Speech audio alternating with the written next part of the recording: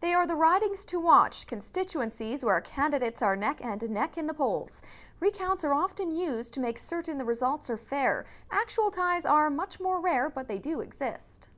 BC's 40th election is likely to have a few hotly contested ridings. Last week's CKPG News and Prince George Citizen poll showed one is in Prince George Valemount. Come election night, it could mean a nail-biter.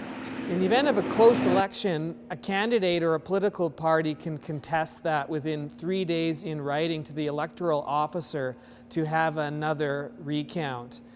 If it is then recounted and it's still very close, it can go to a judicial recount in the Supreme Court, which will make the final determination of who won and who lost. Analyst Marshall Smith has managed campaigns in the past which came down to the wire. He says in this type of race, every vote counts. It isn't as common as you may think.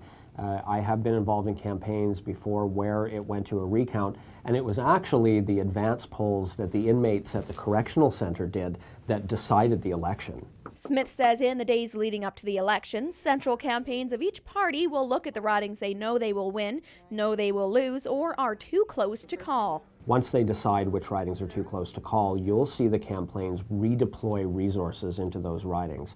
That could be extra advertising, extra lawyers, extra scrutineers, extra party officials coming in to have a really close look at what's going on there. There's usually a handful of recounts in British Columbia elections, but what would happen in the very rare case of an actual tie? If there were to be a tie, if the two top place finishers had an equal number of votes, it would again go to a recount. If a tie again was found, then a by-election would be called. In other words, in that electoral district could be another mini-election. In BC's history, there's been just one tie, in the Kootenay riding in 1875.